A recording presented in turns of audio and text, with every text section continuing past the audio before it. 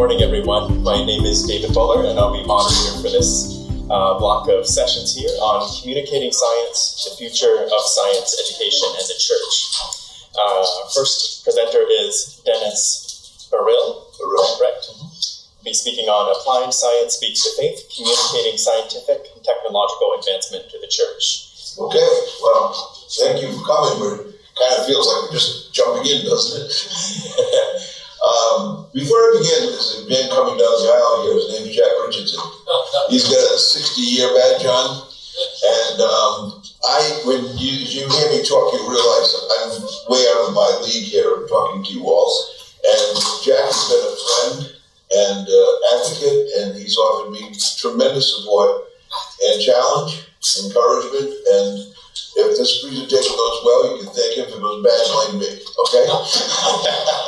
But I just want to acknowledge Jack. Let me see, I can figure out how to make this work. I think if I hit this one. Yes.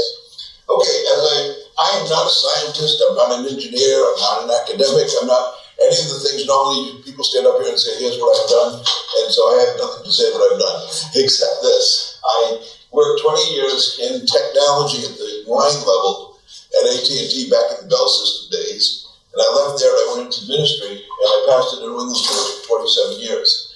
And so it's out of that I stand here as I speak about our technology. I work for an organization called Living on the Edge.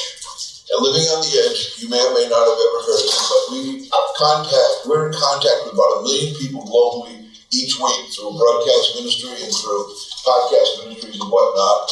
And we are basically a discipleship ministry. And in addition to that, we are also we've trained in the past 2 years 170,000 leaders. We're in 23 different countries. And so we're very active in this. And as this talk is because we see a need in the church, and we're here to appeal to you all to help us. Okay? And so in your program, it said that the title of this was Applied Science Speaks to Faith, Communicating Scientific Technological Advancements in the Church. And that was written, I wrote the abstract for this back in December, and I was working off of what we were doing just a year ago. I was at the conference in San Diego on a learning expedition, and I was sharing an idea for a podcast. And that podcast, I call it the 2022 project, was that we were saying these are the 5 technologies we think we'd like to talk about in a podcast, and we'd like to talk about them in terms of what the potentials are for these, and kind of mention some problems or some perils that could come in along the way. But we would just kind of go along with that, and we're getting ready to launch that podcast when the world changed. The world changed around. We'll just say the world changed. We'll come to that in a minute. And we looked at the technology issues and said, we've got to make some changes to what we're thinking here. And instead of traditional computing, we came back with the term and said we've got to look at quantum computing, because we were seeing headlines like this: quantum computers could overtake classical ones within 2 years, IBM benchmark experiment shows. And after artificial intelligence, quantum computing could be the next big thing, according to Investors Business Daily. Well, that kind of said, wait a minute, we don't even know what that means. Some of you may know, I have no idea what that means. But if they're saying that's a benchmark, that's something we should be talking about in terms of what's happening. And then artificial intelligence was driving things.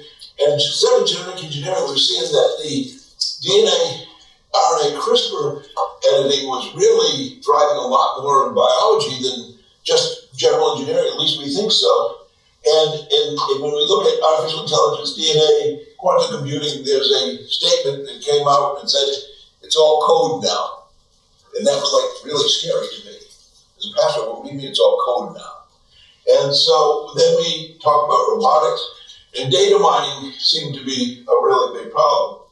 So we looked at those things and we said, okay, we really need to talk about those technologies. When we're going to talk about them, we also need to think about what's the social impact of technology that's taking place in the world and what that's looking like. And so we started thinking about things like gender dysphoria.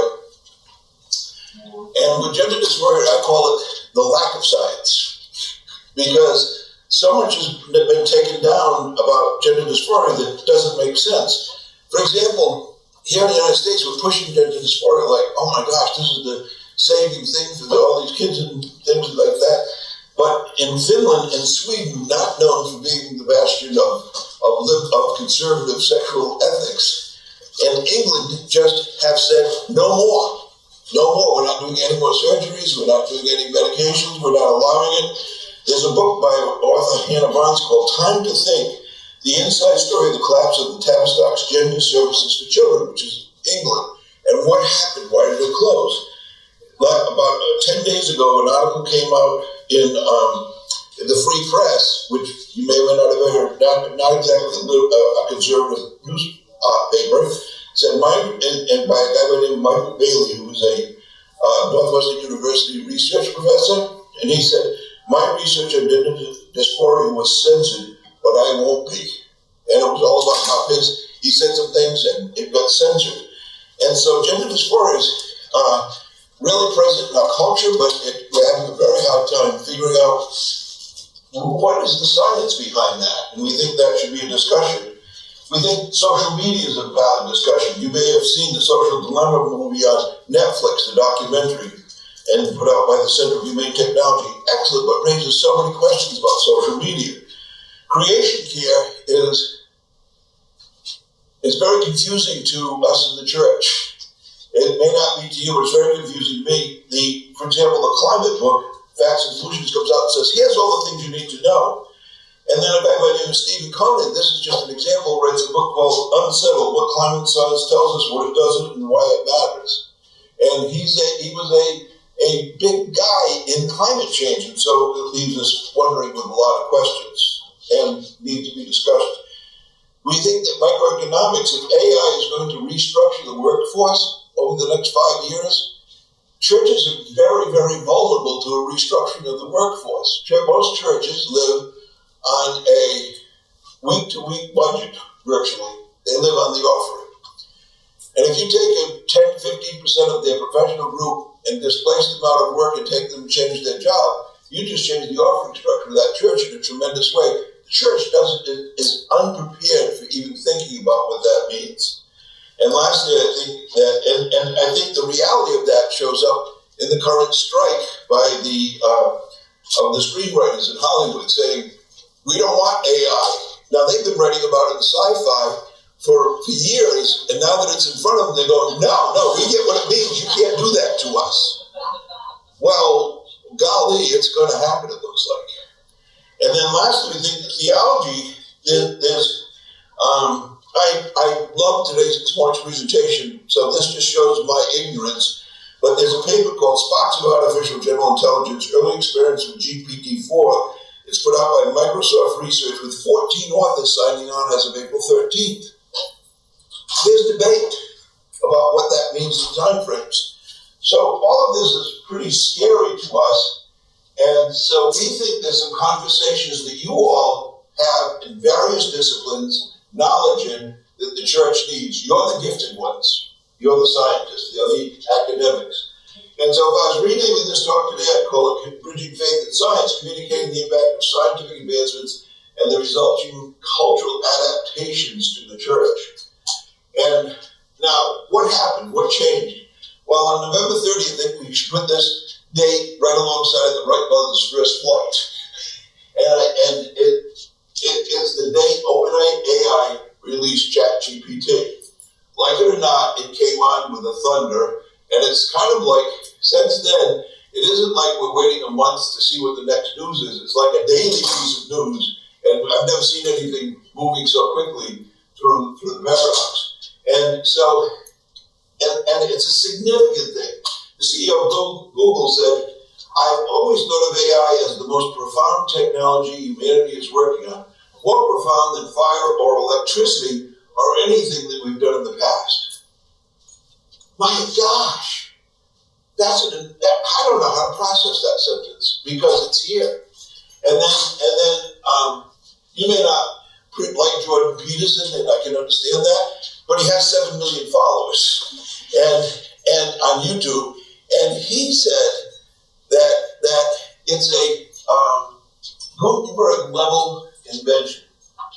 Well, Gutenberg changed the world, and we are on the edge of changing our world. And if we are, what does that look like for the church?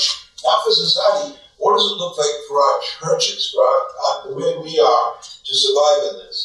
And so we're facing profound transformations, and they will impact faith in the Christian life. They'll impact our churches, they'll impact our people, and the way we think about it. So our need is how to live within a changing societal perspective on God and the value of living a Christian lifestyle. Therefore, a fresh understanding of discipleship that functions within the complexity of the emerging culture is needed. Our discipleship models are not geared for where we're going. And we need help in forming what should discipleship look like in the future. So I want to use an illustration to show you what I mean. I'm going to use an AI illustration, only because it's the one that's so dominant in everything else. But there's three things that I think could happen for the church in terms of AI. I call them the peril, the promise, and the problem. I'm a pastor. I get to do that kind of thing. By the way, I can't believe I had to do this in 20 minutes. I'm a pastor. So the guys who did the social dilemma recently did a thing called the AI dilemma. It's accessible on YouTube, and I highly suggest you watch it. The AI dilemma on YouTube. They have the Center for Humane Technology, and they start their talk with this from a study of 736 individual researchers in technology, and they said 50% of AI researchers believe there's a 10% or greater chance that humans go extinct from our inability to control AI. You have to just stop and think about that. They make the point, if you were going to get on an airplane, and 50% of the engineers that built the airplane said there's a 10% chance this plane's going to crash, would you get on? That's an incredible thing. I call it the Borg. If you're a Star Trek fan at all, I call this the Borg model. Because they just got, this is the extreme. But the fact that the extreme exists in conversation can't be understood. But the truth is, we in the church, we can't do a thing about that. If it comes, it comes. It's like the atomic bomb.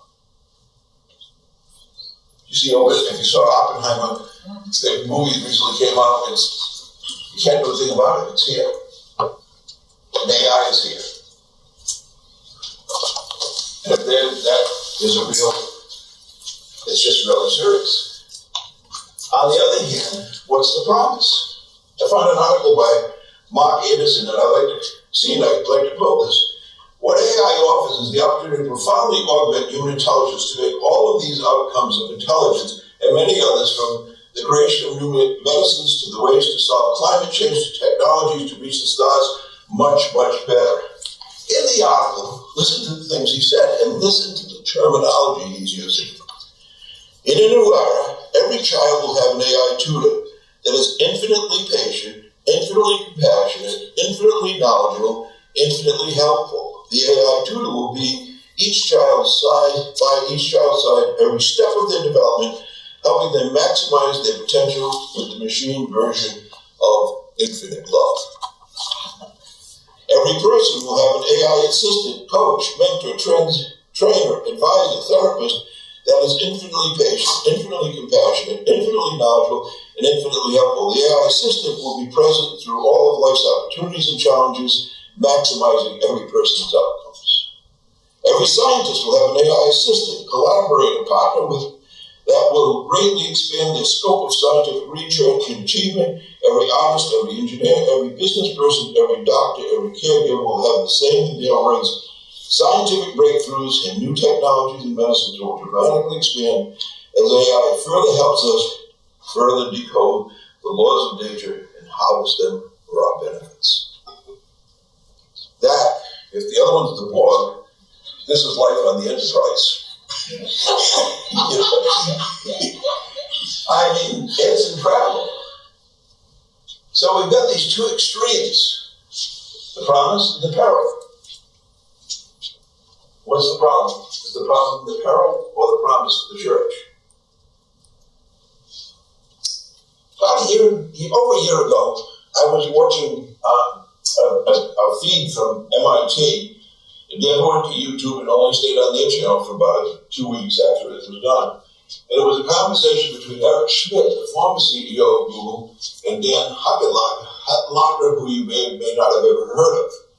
But Dan Huttenlocher is the dean of the new MIT Schwarzman College of Computing. The Schwarzman College of Computing at MIT was started with a funding of $1.1 billion. And it created 50 new faculty positions. It's an interdisciplinary college where they're bringing in all different disciplines to work about how to use AI interdisciplinary. So they're saying it's going to affect every area of life except for theology and philosophy. And they're bringing in policymakers, economists, all of these people, and say, let's work together and make AI serve in these areas. Very interesting prospect. But in the conversation, out of nowhere, Dan said, before the Enlightenment, the church was the purveyor of truth. After the Enlightenment, both science and the church became the purveyors of truth. In the future, I see AI becoming a locus for God. That scares me. That scares me. I've thought about that for the last year. Going, is this like just no false gods before me, or is this something, what am I missing? So when I read the stuff that I just read to you about personal coach, infinite love, and everything coming from an AI tutor, it scared me. Then I found this article by Paul Kinsworth, Rage Against the Machine, and he says, I'm writing these words on the internet, and you were reading them here, and daily it is harder to work, shop, bank, pocket car, go to the library, speak to a human in a position of authority, or teach your own children without the machine's intervention. This is our new God. And then I realized, I didn't sleep the night I realized this. Honestly, I did not sleep this night. That a personal coach, and if Musk has his way, that talks to our brain, is telling us everything we need to be, is a lot like the Holy Spirit. And that the greatest danger to the church may not be the peril, but maybe the promise. Because if the promise is realized, what do you need God for? What's our discipleship when God is displaced by a new God?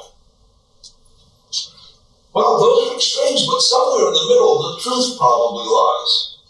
So, I thought about perils, promise, and the problem of all 10 of these, and I'm kind of lost. And then I asked myself, what boundaries, if any, should Christians set? How do we know where our boundaries are? We don't even understand what's happening in the local church. You want to have some window of what's happening. You're the academics, you're the scientists. We don't know. We've come to the conclusion that it's impossible to live outside of the technological bubble, just like that quote gave us. It's that the Benedict doctrine, you're moving into monasteries for the church is not practical. But then there's boundary questions. And so here's some examples of what I mean. We could write 20 of them just in an hour if we sat here. We could easily write 25 of them. Where should the boundaries be set? What's the Christian boundary for the use of these technologies? When should AI be embraced? What AI tools should be created for the church? I'm actually having a conversation with a scientist out in California, and we're saying, he doesn't like this word at all, and I get it, but he likes some. I'll give you his words. Should we be creating an AI spiritual directive for the Christian life? Should we be thinking about an AI guide that's readily available to us to remind us of God's principles and words? If the kids are going to have tutors, should we have something like that? Should we be thinking in those terms? Or is that outside the bounds? I don't know. And I don't even profess to ever be capable of knowing. But I think we need to be talking about those things. I think we need to be talking about them, and you need to help us in the church talk about these things. We need that. So, Bridging Faith and Science, my purpose of being here is a call for collaboration. We're appealing to you. I'm asking you. I'm begging you all to help us. This is a serious time. We need scientists, technologists, economics, and church thought leaders to come together, kind of like what we used to do at the councils of history. When the church faced problems, councils would come together and discuss and say, how do we resolve this? We need councils to discuss understanding and fresh perspectives on living faith in the emerging culture. We need to understand in ordinary language. A lot of your conversation, I don't understand. We need to ask you questions that help you break it down so we can understand. Engagement with the body of Christ in the new world. We need it. We need your help. So how we propose to do it? We see two things we want to do. The first thing is we want to engage in discussions and podcasts with scientists, technologists, academics, church thought leaders with the aim of stimulating dialogue among all of those characteristics for the church. I'm very concerned about society at large, but as a pastor, I'm very concerned about what does the church look like in this new world. And I don't hear anyone talking about it. So we would like to start a podcast. And we'd like to invite all of you to participate with us. Think about this, pray about this.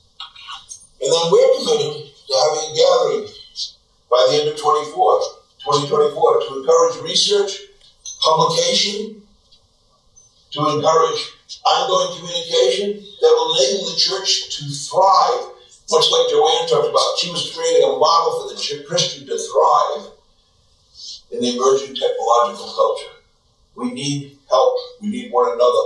You're the gifted members of the body of Christ that have the intellect to help us see this. And that's not flattery, that's fact. So our conclusion is, what will be the future of faith in a technological age? We don't know. But we need to stop talking about this in real terms. So we'd like to invite you to join us in our work to build a bridge between faith and science. There's a QR code up there. There's a more extensive paper available through the QR code. There's a form that you can fill out and just let us know that you're interested in talking about this with us. We'll communicate with you. We're not trying to create a mailing list. We're not trying to create a community. We're just trying to create a conversation. And so there's a QR code if you want. There's a hard copy. Andrew's up there in the back. He's got some cards with the QR code. He'll give you a copy if you want it on the way out. But thank you for listening. And that's my need. I'm from the church. I'm not from your world. And I'm asking for your help.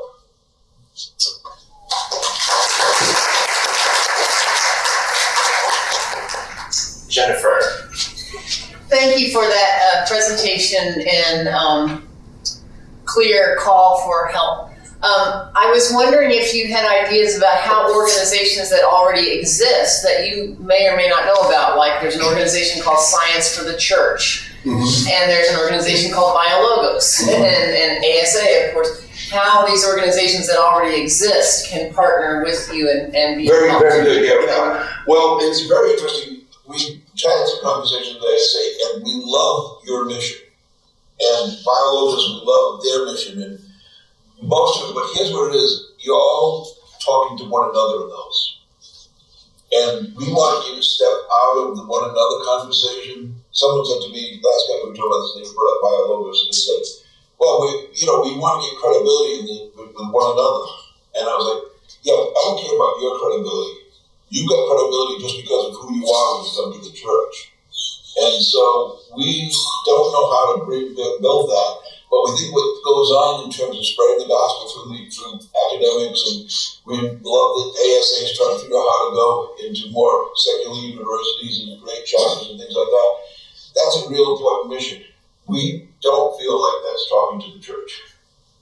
And we're trying, if there's organizations that are trying to do it, then we'd love to talk to them and see if we can figure out how to come partner with them. We're not trying to do something unique, we're just trying to figure out how to come together to do this.